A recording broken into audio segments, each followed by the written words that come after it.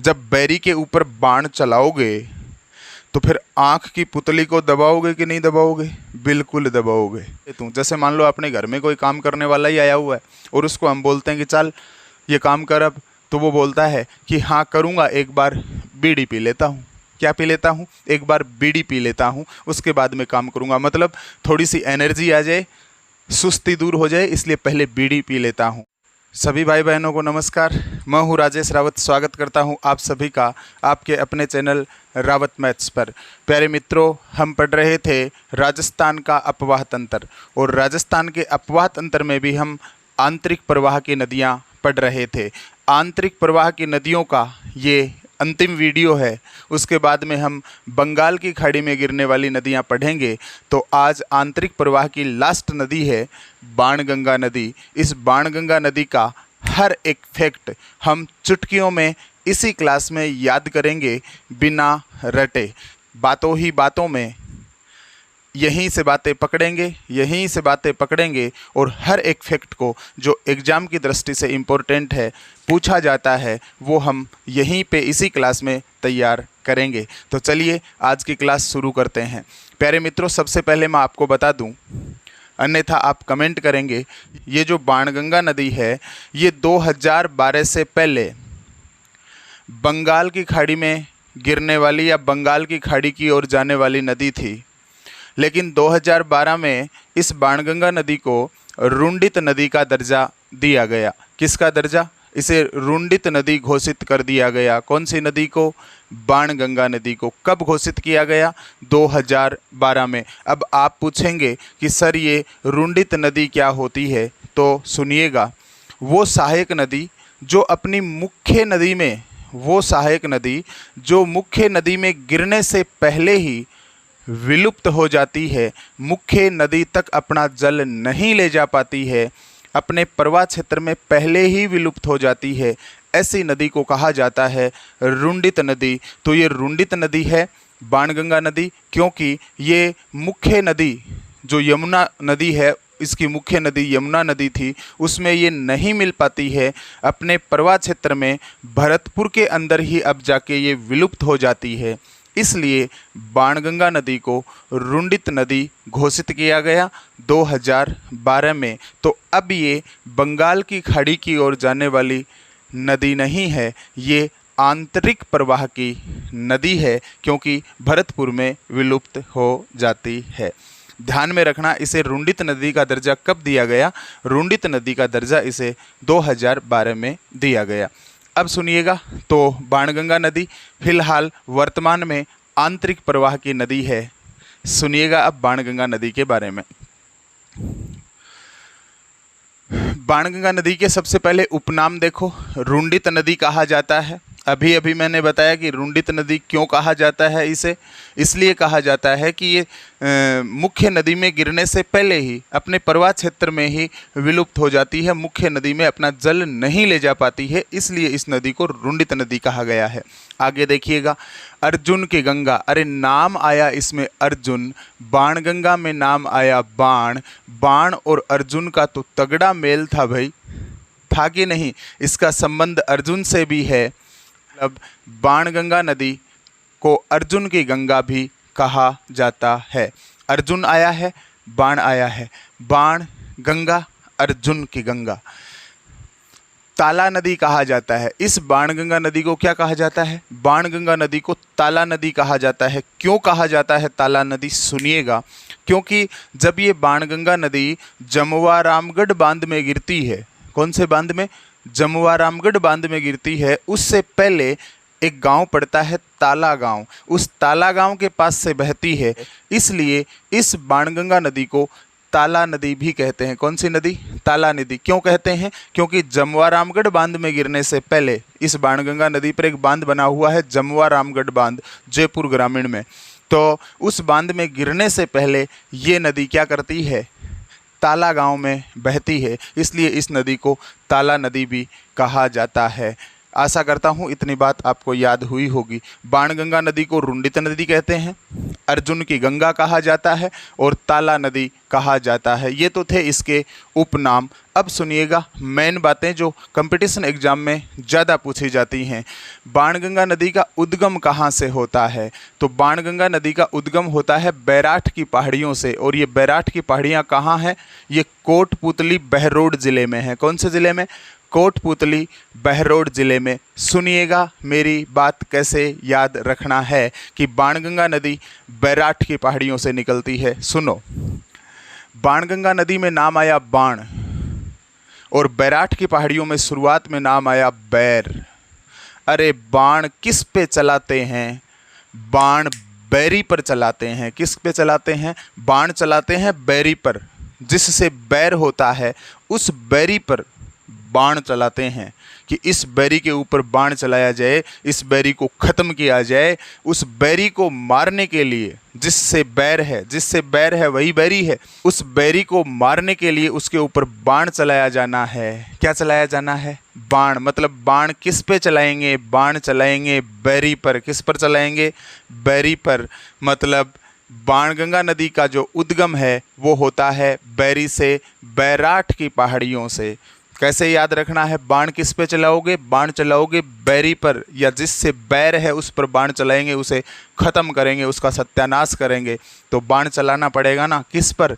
बैरी पर। बोले तो बैराठ की पहाड़ियों से। बताइए बाणगंगा नदी का उद्गम कहाँ से होता है? बाणगंगा नदी का उद्गम होता है बैराठ की पहाड़ियों से। कौन सी पहाड़ियों से? बैराठ की पहाड़ियों से। बैराठ की पहाड़ियाँ कौन से ज़िले में है रे? कोटपुतली बहरोड। इस चीज़ को कैसे कनेक्ट करें कि बैराठ की पहाड़ियाँ कोटपुतली बहरोड ज़िले में है? सुनो, जब बैरी के ऊपर बाण चलाओगे तो फिर आँख की पुतली को दबाओगे कि नहीं दबाओगे? बिल्कुल दबाओगे। निशाना बनाने के लिए बैरी के ऊपर निशाना जब बनाओगे बाण से तो फिर आँख की पुतली को दबाओगे कि नहीं दबाओगे? बिल्कुल दबाओगे।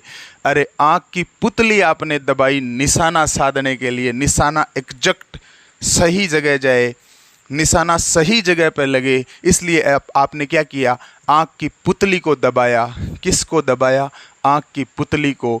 अरे बाण चलाने के लिए बैरी के ऊपर आपने किसको दबाया? अपनी आँख की पुतली को दबाया। पुतली से याद रखना कोटपुतली बहरोड। बताइएगा कौन से स्थान से निकलती है बाणगंगा नदी? बाणगंगा नदी बैराठ की पहाड़ियों से निकलती है। और ये बैराठ की पहाड़ियाँ कहाँ पड़ती है? बैराठ की पहाड़ियाँ पड़ती हैं कोटपुतली बहरोड ज़िले में। कौन से ज़िले में? कोटपुतली बहरोड ज़िले में। कैसे कनेक्ट किया? वापस सुनिएगा। बैरी पर बाण चलाना है, मतलब बाणगंगा नदी का उद्गम जो है, मतलब बाणगंगा नदी का उद्गम बैराठ की पहाड़ियों से होता है। बैराठ की पहाड़ियाँ कहाँ हैं? कोटपुतली बहरोड में। कैसे याद किया? जब बैरी के ऊपर बाण चलाएंगे तो आँख की पुतली को दबाएंगे। दबाएंगे कि नहीं दबाएंगे? पुतली को दबाएंगे तो पुतली से याद आएगा कोटपुतली बहरोड। बताओ बैराठ की पहाड़ियाँ कहाँ हैं? कोटपुतली बहरोड से। मतलब मैं आशा कर सकता हूँ आपके याद हो गया है बाणगंगा नदी का उद्गम कहाँ से होता है। अरे बाणगंगा नदी क्वेश्चन में बोलेगा, जहाँ से उद्गम होता है वो तो ऑप्शन में देगा ही देगा। तो आपको तो कनेक्ट करना है, बाण बैरी पर चलाना है। बैराठ की पहाड़ियों से उद्गम होता है। कहाँ पड़ती हैं बैराठ की पहाड़ियाँ? बैराठ की पहाड़ियाँ कोटपुतली बहरोड ज़िले में पड़ती हैं। आगे देखिएगा। सभ्यता। बाणगंगा नदी के ऊपर कौन सी सभ्यता है? बाणगंगा नदी के ऊपर बैराठ सभ्यता है। कौन सी सभ्यता है? बैराठ सभ्यता। इसी से याद हो जाएगा, बैराठ की पहाड़ियों से निकलती है और इस बाणगंगा नदी के ऊपर जो सभ्यता है वो है बैराठ सभ्यता। कौन सी सभ्यता? बैराठ सभ्यता। आशा करता हूँ ये भी याद हो जाएगी। अब बात करते हैं साहब, बाणगंगा नदी का प्रवाह क्षेत्र क्या है? बाणगंगा नदी का प्रवाह क्षेत्र क्या है? मतलब ये नदी मान लिया कोटपुतली बहरोड से, मतलब बैराठ की पहाड़ियों से निकलती है, लेकिन आगे कहाँ कहाँ जाती है? सुनिएगा, बिना रटे बातों ही बातों में आपको मैं ये प्रवाह क्षेत्र याद करवा देता हूँ। अगर प्रवाह क्षेत्र में मज़ा आ जाए तो वीडियो को लाइक और चैनल को सब्सक्राइब कर लेना, वीडियो को शेयर कर देना। मज़ा आ जाएगा अगर आपको ये प्रवाह क्षेत्र याद हो जाता है तो। और होगा 100%, दावे के साथ बोलता हूँ 100% होगा, टेंशन लेने की ज़रूरत नहीं है। कैसे? सुनो, बाणगंगा नदी का परवा क्षेत्र, देखो सबसे पहले बाणगंगा नदी का परवा क्षेत्र ये बैराठ की पहाड़ियों से निकलती है। ओके, बैराठ की पहाड़ियों से निकलने के बाद में ये जयपुर ग्रामीण जिले में प्रवेश करती है और जयपुर ग्रामीण में बहने के बाद में ये दौसा जिले में जाती है। कहाँ जाती है रे? जयपुर ग्रामीण जिले से ये दौसा जिले में पहुंचती है, फिर दौसा से ये भरतपुर जाती है। कहाँ जाती है? दौसा से ये भरतपुर पहुंचती है। कहाँ पहुंचती है? दौसा जिले से फिर भरतपुर पहुंचती है। मतलब बैराठ की पहाड़ियों से निकली, फिर जयपुर गई, जयपुर ग्रामीण में, और फिर जयपुर ग्रामीण से दौसा जिले में बहते हुए भरतपुर में प्रवेश करती है। सुनिएगा इसको कैसे याद करना है। बाण किस पर चलाया गया रे? बाण चलाया गया बैरी पर। किस पर चलाया गया? बैरी पर। तो बैरी पर जब बाण चलाया जा रहा था तो वो बैरी वहां से भागा। कहां से? वो बैरी भागा कोटपुतली बहरोड से। कहां से भागा? बैराठ की पहाड़ियों में छिपा हुआ था बैरी। वो बैरी भागा किसको देख के? पता चला तेरे ऊपर अब बाण चलने वाला है, तेरे पर बाण चलाया जाएगा। तो वो बैरी बैराठ की पहाड़ियों से निकलता है। कहाँ से निकलता है रे? बैराठ की पहाड़ियों से निकलता है। जब वो बैरी बैराठ की पहाड़ियों से निकलता है, मतलब मैं बाणगंगा नदी की बात कर रहा हूँ, इस बात को कनेक्ट रखिएगा कि मैं बाणगंगा नदी का प्रवेश क्षेत्र आपको याद करवा रहा हूँ। बैरी बैराठ की पहाड़ियों से निकल के भागा और कहाँ पहुँचा? पहुंच गया अपने गांव में। बताओ गांव का नाम क्या है? जयपुर ग्रामीण। ग्रामीण में देखो गांव, ग्राम लिखा है ना। तो बैराठ की पहाड़ियों से भाग करके बैरी कहाँ पहुंचा? अपने गांव जयपुर में पहुंचा, जयपुर ग्राम में पहुंच गया। अच्छा जी, जयपुर ग्रामीण में पहुंच करके मतलब अपने गांव में पहुंच करके और लोगों से बात करता है कि मेरे ऊपर बाण चलाया जा रहा है, मैं दोषी नहीं हूँ। क्या बोला? अरे मैं दोषी हूँ क्या? मेरे ऊपर बाण क्यों चलाया जा रहा है?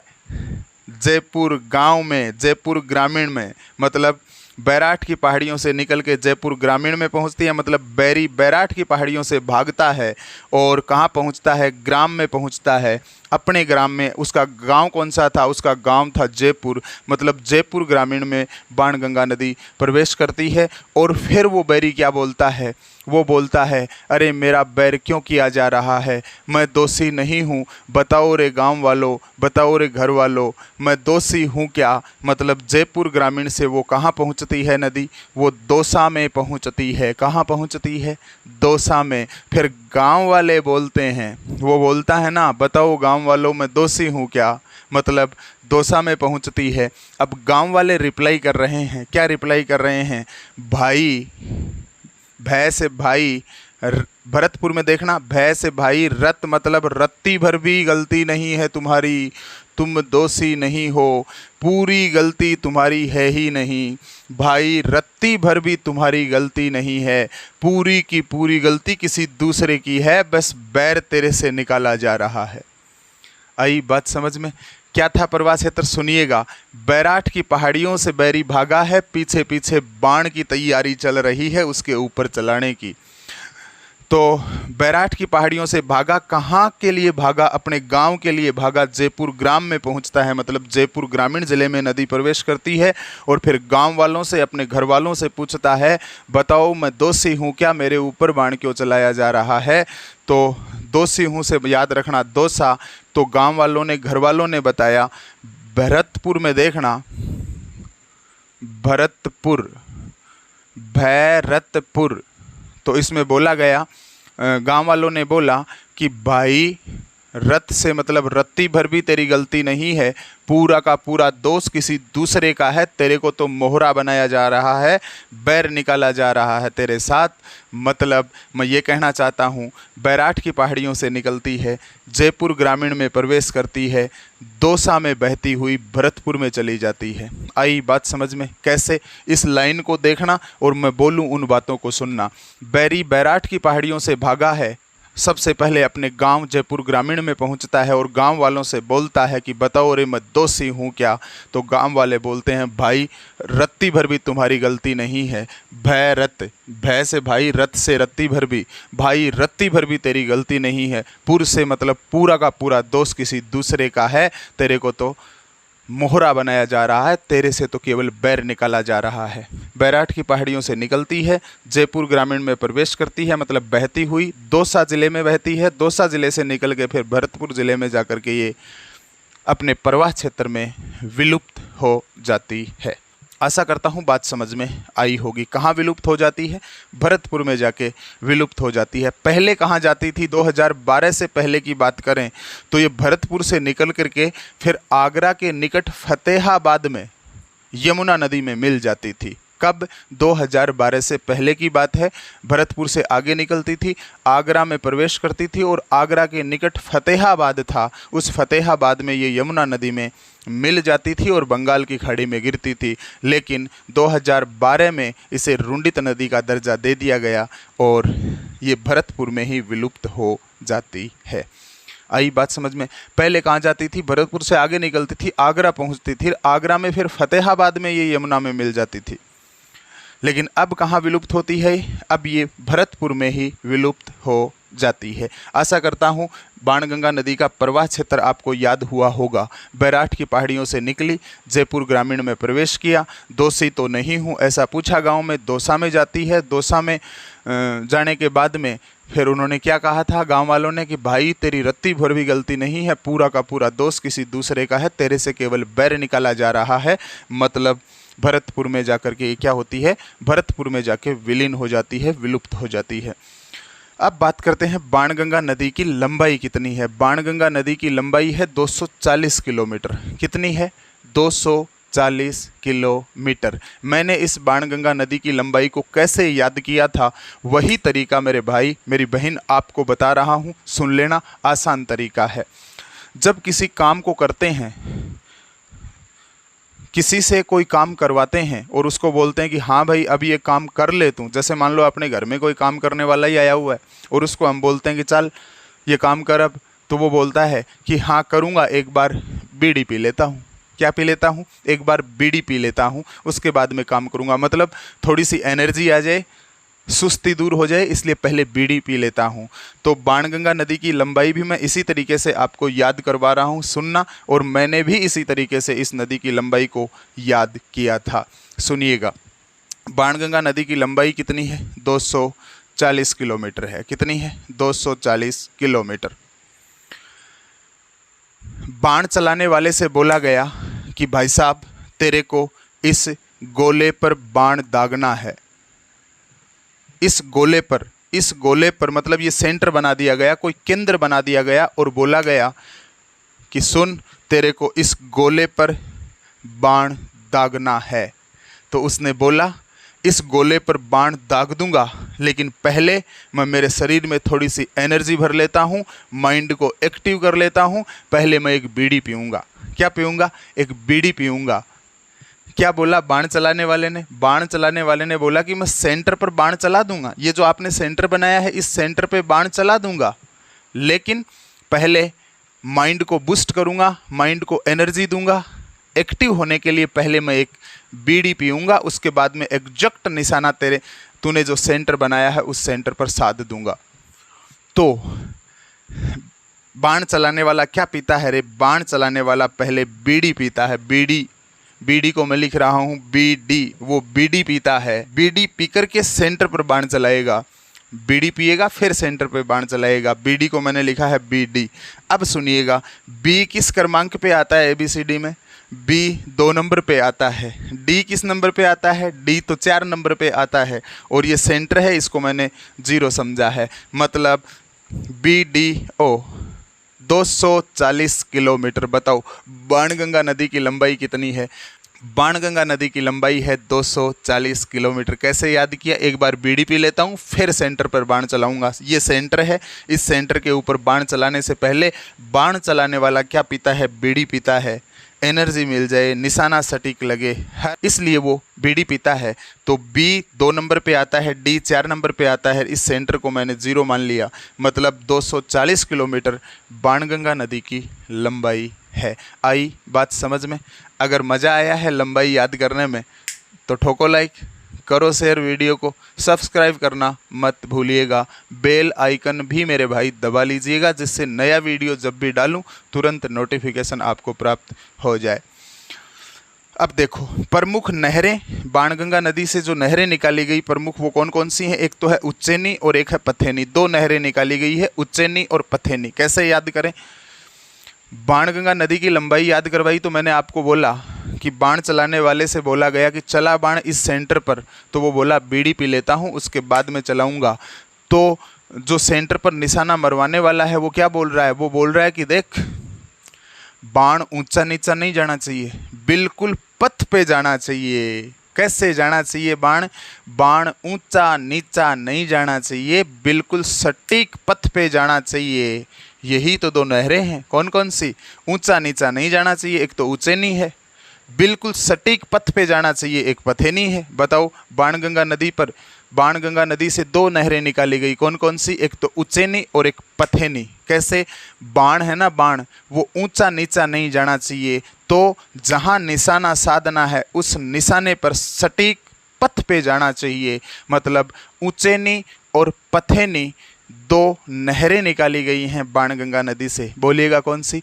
उज्जैनी और पथेनी। कैसे याद किया? बाण ऊंचा नीचा नहीं जाना चाहिए, बिल्कुल सटीक पथ पे जाना चाहिए। आई बात समझ में? कैसे नहीं जाना चाहिए बाण?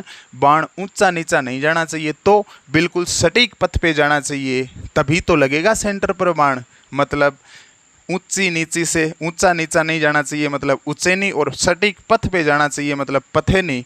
बाणगंगा नदी से दो नहरें निकाली गई, उज्जैनी और पथेनी। आगे देखिएगा, बाणगंगा नदी पर बांध बनाए गए हैं दो। बाणगंगा नदी पर कितने बांध बने हैं? बाणगंगा नदी पर दो बांध बने हैं। दोनों बांध कौन कौन से हैं? एक बांध तो है जमुआ रामगढ़ बांध, जयपुर ग्रामीण जिले में। और याद रखना, ये फैक्ट लिख लेना कि जमुआ रामगढ़ बांध से जयपुर शहर को पहले जल आपूर्ति की जाती थी। क्वेश्चन पूछा जाता है कि जयपुर शहर में पहले जल आपूर्ति किससे की जाती थी? तो याद रखना, जमुआ रामगढ़ बांध से जयपुर शहर को जल आपूर्ति की जाती। कौन से बांध से? जमुआ रामगढ़ बांध से। कौन से शहर को जल आपूर्ति होती थी? जयपुर शहर को। अब सुनिएगा, तो बाणगंगा नदी पर दो बांध है, एक तो जमुआ रामगढ़ बांध जयपुर ग्रामीण जिले में है, और एक लालपुर बांध भरतपुर में बना हुआ है। कैसे याद करना है कि बाणगंगा नदी पर कौन कौन से बांध बने हुए हैं? तो देखो, बाणगंगा नदी में शुरुआत में नाम आया बाण। बाण से जमुआ रामगढ़ में देखो जमवार, जमवार मतलब बाण से जम के वार किया, बाण से जम के वार किया। जब बाण से जम के वार किया तो क्या हुआ पता है? ताली भर गई लाल लाल खून की पूरी। क्या हुआ रे? जब जम के वार किया गया बाण से, जब जम के वार किया गया बाण से, जमवार रामगढ़ में देखो जमवार, जम के वार किया गया किससे? बाण से। तो पता है क्या हुआ? ताली भर गई, तालाब भर गया। किससे?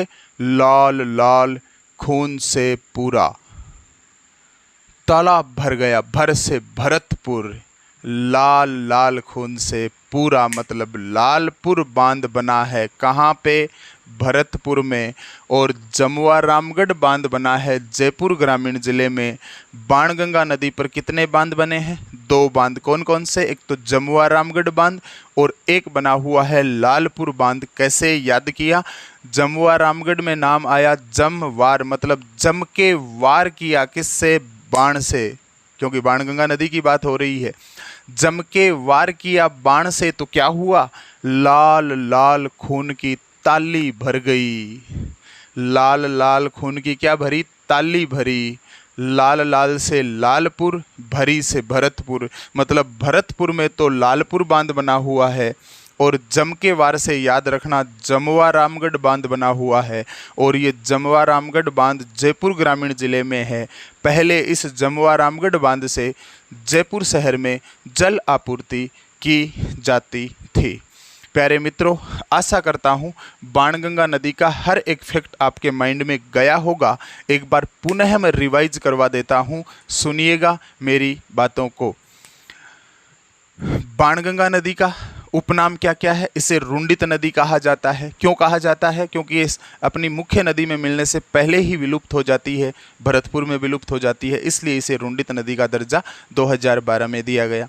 अर्जुन की गंगा कहा जाता है और इसे ताला नदी भी कहा जाता है, क्योंकि जमुआ रामगढ़ बांध में गिरने से पहले ये ताला गांव के पास से बहती है, इसलिए इसे ताला नदी कहते हैं। आगे देखिएगा, उद्गम। उद्गम कहाँ से होता है? बाण किस पे चलाओगे रे? बाण गंगा नदी का उद्गम देख रहे हैं ना, तो बाण किस पे चलाओगे? बाण तो बैरी पे चलाएंगे। बैराठ की पहाड़ियों से उद्गम होता है, बैराठ की पहाड़ियों से ये निकलती है। ये बैराठ की पहाड़ियाँ कहाँ पड़ती है? जब बैरी के ऊपर बाण चलाओगे तो आँख की पुतली को दबाओगे ना निशाना बनाने के लिए, तो कोटपुतली से याद रखना, कोटपुतली बहरोड। अच्छा जी, इस पर सभ्यता कौन सी है? बैराठ सभ्यता ही है। प्रवाह क्षेत्र कौन कौन सा है? देखो, बैरी बैराठ की पहाड़ियों से भागा, जयपुर गांव में पहुंचा अपने में, और गांव वालों से बोला मैं दोषी तो नहीं हूं। तो गांव वालों ने बोला कि भाई तेरी रत्ती भर भी गलती नहीं है, पूरा का पूरा दोष किसी दूसरे का है, तेरे को तो केवल बैरी, तेरे से तो केवल बैर निकाला जा रहा है। मतलब बैराठ की पहाड़ियों से निकलकर जयपुर ग्रामीण में, जयपुर ग्रामीण से दौसा में, और दौसा से बहते हुए भरतपुर में विलुप्त हो जाती है। बाणगंगा नदी की कुल लंबाई कितनी है? 240 किलोमीटर। बीडीपी के फिर सेंटर पर बाण चलाऊंगा, बीडीपी के फिर सेंटर पर बाण चलाऊंगा। बी 2 नंबर पे आता है, डी 4 नंबर पे आता है। प्रमुख नहरें कौन सी निकाली गई बाणगंगा नदी से? तो बाण ऊंचा नीचा नहीं जाना चाहिए, बिल्कुल सटीक पथ पे जाना चाहिए। उच्चैनी और पथेनी 2 नहरें निकाली गई हैं, और बाणगंगा नदी के ऊपर 2 बांध बने हुए हैं। एक तो जमुआ रामगढ़ बांध बना हुआ है, कहाँ पे? जयपुर ग्रामीण में। जम के वार किया बाण से तो पता है क्या हुआ? लाल लाल ताली भर गई खून से। लालपुर बांध बना हुआ है भरतपुर में, लालपुर बांध बना हुआ है भरतपुर में। आशा करता हूँ हर बात आपके कनेक्ट हुई होगी। अब ये आंतरिक प्रवाह की नदियाँ खत्म हो चुकी हैं। अब हम आगे स्टार्ट करेंगे बंगाल की खाड़ी में गिरने वाली नदियाँ। तो बने रहिएगा मेरे साथ, मज़ा लीजिएगा राजस्थान जीके का, और चैनल को सब्सक्राइब, वीडियो को लाइक और शेयर ज़रूर कर दीजिएगा। मिलते हैं नेक्स्ट वीडियो में। तब तक के लिए जय हिंद, जय भारत, राम राम सा, धन्यवाद।